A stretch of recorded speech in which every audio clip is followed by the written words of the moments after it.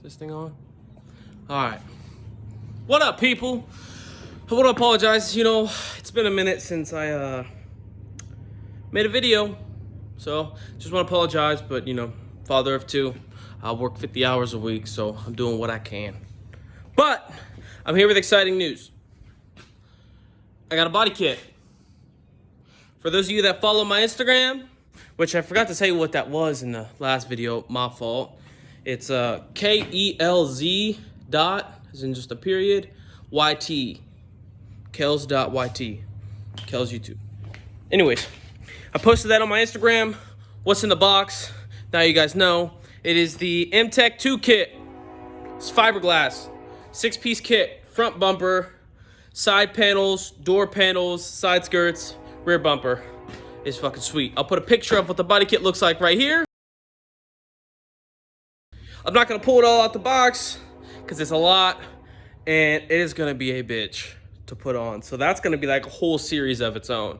So I'm gonna try and do little bits and pieces of that in between me still trying to get the motor in here and whatnot. But stay tuned for that. All right, back on track. I promised you guys in the last video that we are 100% getting the engine mounted in this video. Yes and no. Right now, the issue that I'm having is transmission crossmember. And so basically what that does is that's like an engine mount for your transmission. So it goes about halfway in between your bell housing, which is where the engine meets the transmission. It goes halfway in between that and the end of the drive shaft, where the drive shaft meets the rear end. For those of you guys that are new to it, it goes engine, transmission, drive shaft, rear end. So it's basically a support beam that goes across and supports just about where the transmission meets the drive shaft. Otherwise, everything would just hang down and there would be tension and it would be all bad. But like I said, I was having problems getting a nice sturdy crossmember in there. So after buying a $200 one from Sicky, fuck Sicky, no, nothing against them. I just tried it and it didn't work. It's for an LS swap. I'm sure that the fitment and mounting is different for an LS. So that's probably why that didn't work. I ended up cutting it to pieces so I couldn't return it. So if you're watching this, don't buy the Sicky crossmember. They also make you buy an $80 adapter for the T56. Fuck all that noise. It's not gonna work anyways. Don't do it. If you guys need help, you can email me. You can comment on the video below, comment on my Instagram, DM me. I'll help you out. Or if you want me to make you one and send it to you, I'll do that. You cover the cost of the materials, cover the cost for the shipping, and I'll ask for like 50 bucks of my time. So probably 150 bucks, 200 bucks, and you can have yourself a crossmember for this. Anyways, this isn't sales marketing, so back to the video. Okay, so I wasn't lying when I said we were going to get the engine mounted in here. Because it's in here, baby. Now, granted, it's holding up by this, but I could drop this and it's still going to sit there. But the only problem I'm facing is that I couldn't get the hardware to mount my Hurst mount to the block because I've been super busy. But that is going to be so easy. It's literally going to be like 5 minutes. Just mount that to this and do a little welding. It's literally going to be like 5 minutes. But anyways, I had to get hugger headers because the headers I had on there traditionally, you can see they just stick out too far. And I mean, before, those other headers stuck out to like here, you guys, so it just would not work. I mean, look at all this room for activities. There's so much space. And I paid 60 bucks for these, drove about an hour and a half, but I needed to know if they were gonna work. Now, I plan on just using these to break the engine in and buying a badass set of Hedman headers that are ceramic coated, which are basically, they're high heat protectant, so they keep the heat inside the exhaust as opposed to coming out and heating everything in the engine bay. Cool engine temps will make or break your build. They add horsepower, they make it a smoother drive, they make your engine last longer. So that's really something, if you're gonna do something, do it right. So the headers that I'm gonna buy are they're gonna be upwards of 500 bucks, but it's worth it. Your exhaust is like your veins in your body, it's your blood flow. So that's not really something you wanna cheap out on. Anyways, these are called block huggers. Now my engine mount's in the way, but you can see why. Because they sweep inward towards the block where your traditional headers come out and drop. These ones sweep out and sweep back in. So I'm thinking you're gonna have to go with this style of header. Obviously not this specific model, but you know, just type in SBC, small block Chevy, hugger headers or block huggers. And this is what should pop up. And it will tell you the distance from here to here. Now, I had like 5 inches max. These are like 4 1/4. So these worked out for me. And actually, if you guys want these, first person to comment, follow my Instagram, and you want these, you pay for shipping, you can have them after I break my engine in. So that's like first startup. But I'll give these away to someone who wants to do this build or just wants these headers. So my plans for the exhaust, as you can see, it's pretty tight down here. I'm obviously not going to be able to run that straight back because the steering shaft is right there along with the bell housing. So I asked someone who had this build done already how they did their exhaust, and they said they came down on the driver's side, swept around the front, and then went along the back on the passenger side. So there's a pretty good pocket right there. Now, granted, my starter is going to be in that area, but there's a pretty good pocket for room for exhaust. So I think we can make that work. And there should be enough room to get the exhaust from the passenger side down there as well. So that covers that. Now, something I want to add that isn't necessarily related to this build, but I just want you guys to hear. A lot of times, before I started welding, when I was watching a car video or a video on how to fix something and they brought up welding, I would immediately go to another video because it's like, well, you know, I can't weld. That's way too difficult. That's just way outside of. So I would just quit watching the video. Don't be intimidated by the term welding, guys. It is really fucking easy. You get yourself what's called a MIG welder or a flux core welder. I'll show you what that is. It's one of these guys here. Literally, it's as simple as taking your ground. Where's my clamp at? Taking your clamp, clamping it to one side of what you're welding. You take your gun. It's literally just a welding gun. That's the electrode, and you just run it along the seams. Now, obviously, there's a little bit more to it, like technique and welding speed and all that. But, I mean, that's really the gist of it. There's no magic to it. It's not some crazy skill that takes years to develop. Yeah, obviously, the longer you do it, the better you'll be. But, I mean, if you're into hot rod and stuff like this and engine swaps, dude, welding is a great skill to pick up. I bought my welder for $100. It came with a helmet, 100 feet of welding wire. And because it's a flux core welder, I don't need any gas tanks or any of that. I literally just plug it in to a regular receptacle. It's 120 volt output, and I mean, you're good to go. Watch some videos on YouTube. There's different ways, techniques you can do it, but I mean, just get some scrap metal. You can get angle iron from Menards, Home Depot, your local hardware store, and just start practicing. It's a good skill to have, even if it has nothing to do with your car. It's a good skill to have, and you know, you may find out you love it and you can make some good money. I got a boy in Ohio who makes $31 an hour as a welder. Anyways, way off topic.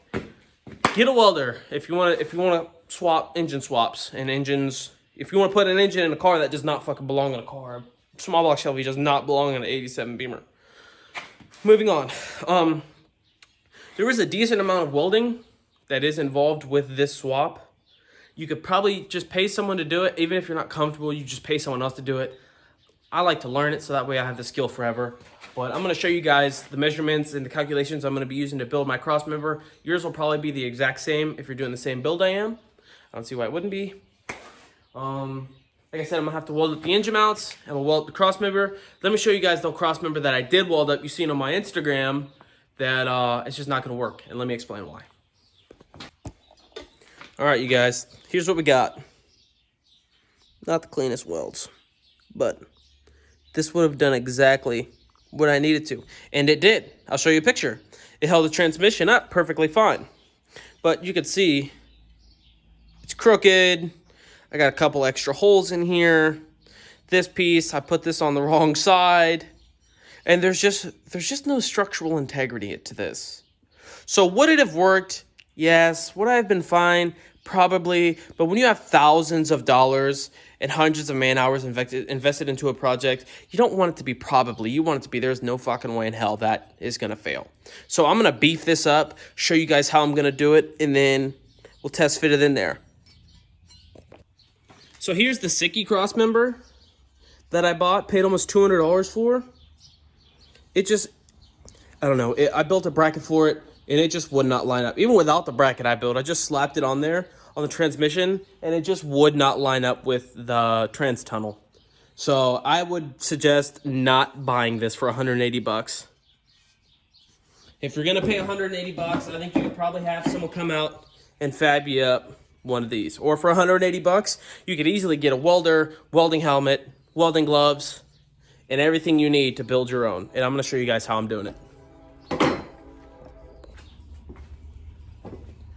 All right, you guys, so I know that my shit's a mess right now. All right. So I know that the base needs to be 11 inches. Because like I said, this works. I bolted it on there and it works. So I need the base to be 11 inches. So I need 11 inches in length. This one's 12, so I can use this piece. That's fine. And then it's gonna have to come up. What is that? What do we got? 1.25 inches. And then it's gonna have to extend. We'll do 4.5. Then it has to extend 4.5 inches. Because I plan on reinforcing it, like I said. So I'm going to have another piece, and it's gonna sit back to back, just like that. And I'm gonna weld those together. Actually, I'm gonna take this over a little bit so that both of those holes are centered. There we go. Okay. So what I'm gonna do is I'm going to cut this here. So those are the same length. And then I'm gonna weld this together, and then we'll mark our holes so we can get a better accurate hole.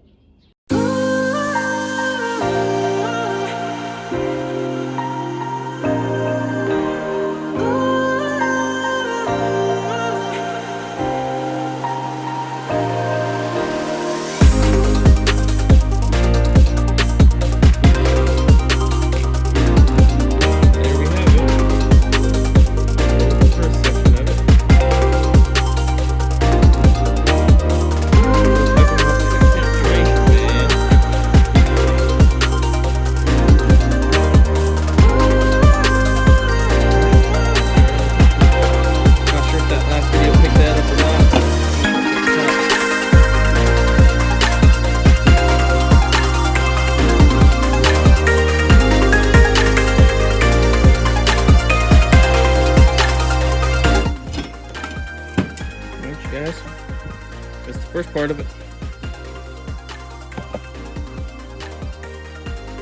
Now that, you gonna tell me already that don't look more sturdy than this? Come on now. All right. Now, flip this over like so. We want to flip these holes so that way the up part is going upward, like, because you want the angle iron on the bottom for the stability.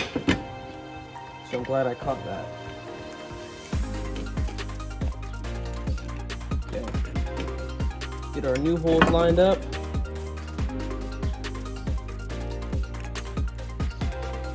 There's one.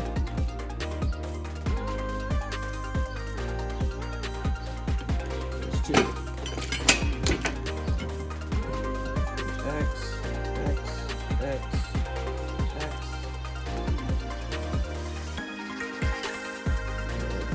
There we go.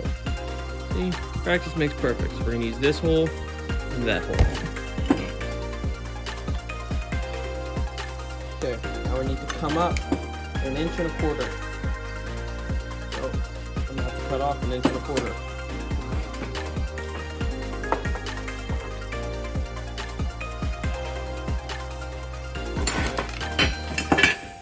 inches.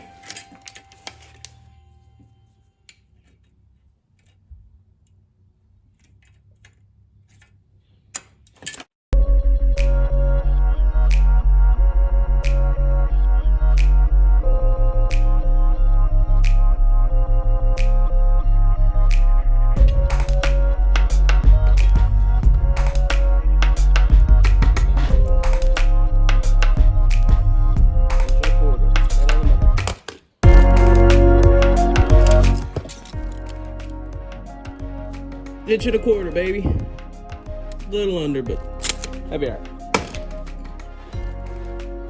So let's check the height. Yeah, look at that. We Gucci, man. Look at that. Get that tucked up in there. It's kind of hard because it's sitting on the weld now, but we good. All right, so that's how that's gonna sit. So now we're just gonna tack this on here like that.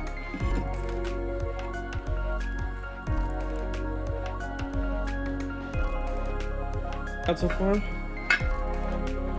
Pretty similar in profile. As you can see, the new design is just a lot beefier. The welds are looking better. It's looking a lot more sturdy. Now we have to build this top piece. And it looks like this was the bolt that was being used for the hole, so.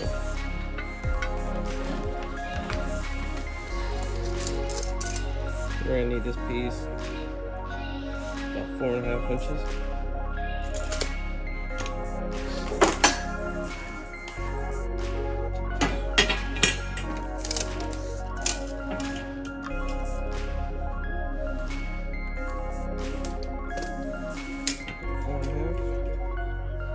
Ooh, I got a metal splinter. That felt terrible.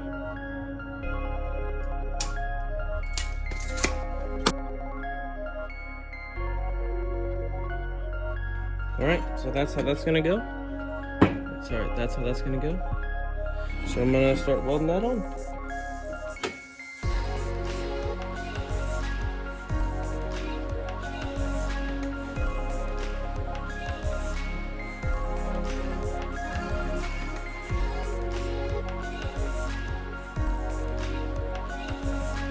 Alright, you guys.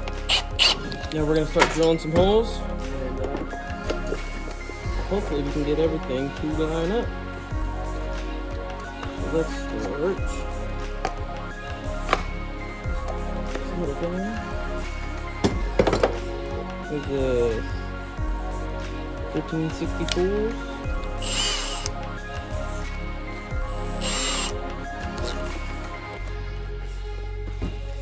Welding helmet off, safety glasses or grinding helmet on.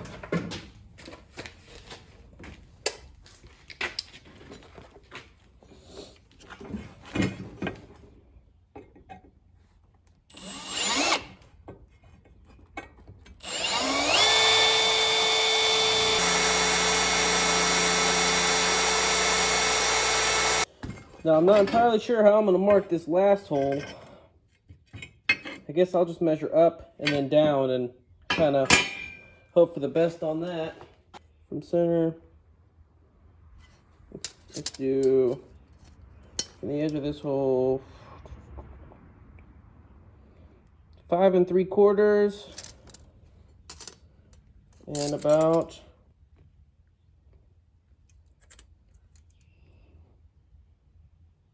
1 3/4. Okay. Ooh, shit, that's gonna be close. 5 3/4. Where's our pen at?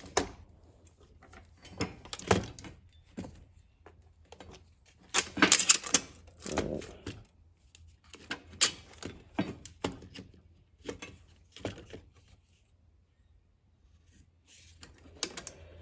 And what was this one? Then up 1 3/4. Oh, that can't be right.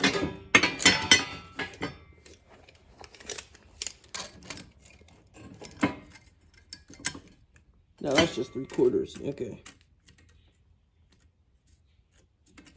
So that's roughly where our hole needs to be. Let's see how that looks when we lay them over.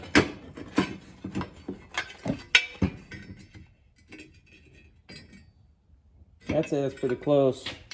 Obviously they're side by side now, not directly on top, but it's gonna be close. We'll roll with it. See what happens, I guess.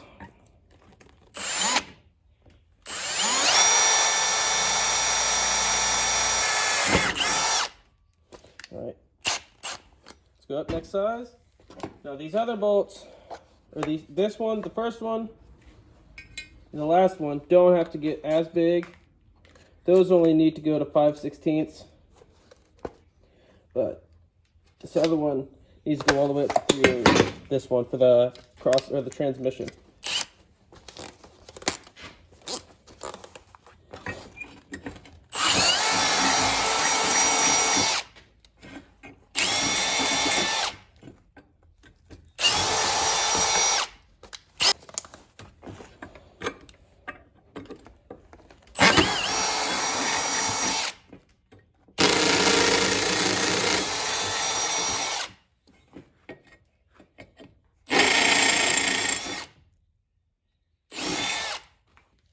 Oh, I knew something was off. Bitch was on hammer drill setting. 5/16. This should be the final round for the ends.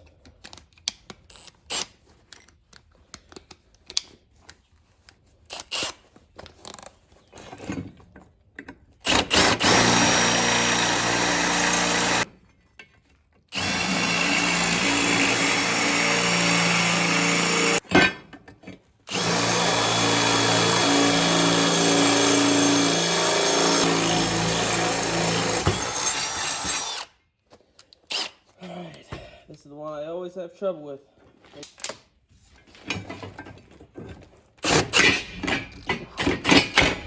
Hey.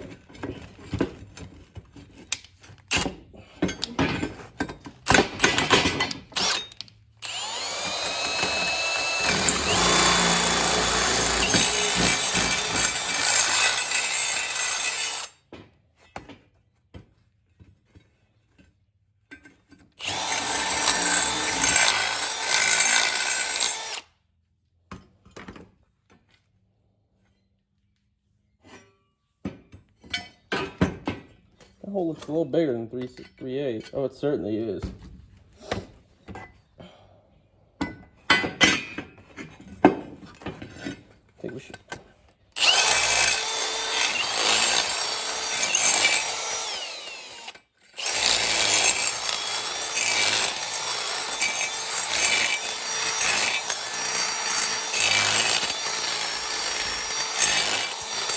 Give us some wiggle room. All right, guys, moment of truth. Let's get under there.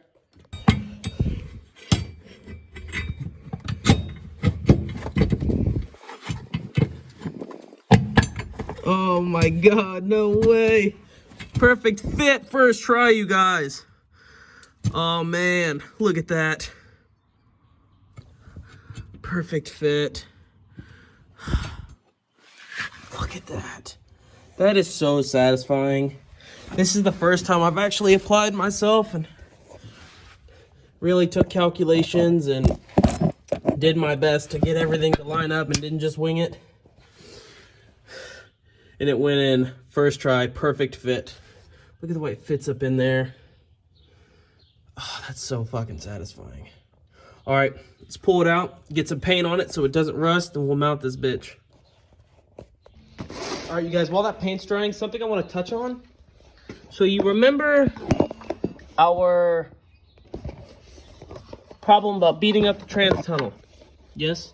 Okay, so one part we had to do was, you can see that there.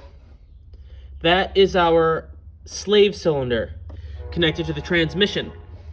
So, one problem we had is that we had to beat the trans tunnel out really far so that that could clear that. As you can see, I got like an inch of space. Now, obviously, as you beat that out, the trans tunnel comes in. And so what that did, you can see right there what that did. That pushed this tunnel out so far that my gas pedal was actually rubbing and it would not go.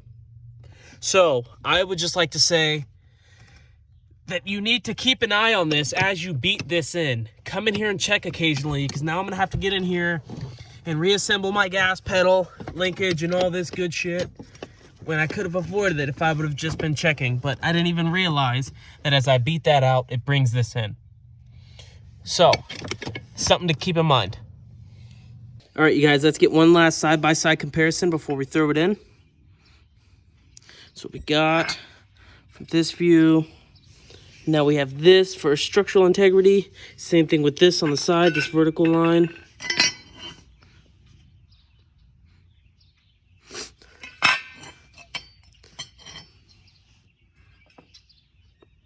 Yeah, I'm feeling a lot better about this newer one. Multiple welds, vertical and horizontal, structural support, welded on both sides, on every spot, versus this little piddly thing. All right, let's throw it in there and call it. Well, all right, you guys, there it is. She's officially mounted. Like I said, that looks a lot better than the old piddly unit. a lot better. All right, everybody, as I mentioned before, be sure to go follow my Instagram so you guys can stay up to date, even on them times when it takes me a while to get some videos posted because I'm a busy man. But that's an easy way for you to stay updated. And I actually post some stuff on there that I don't post on here. So make sure you guys go follow that. Again, I apologize for the long wait on this video, but we're getting there. Next time we'll get our engine mounts welded up, and after that, it's just a waiting game, waiting for parts to arrive to finish the engine. All right, you guys. Until next time, peace.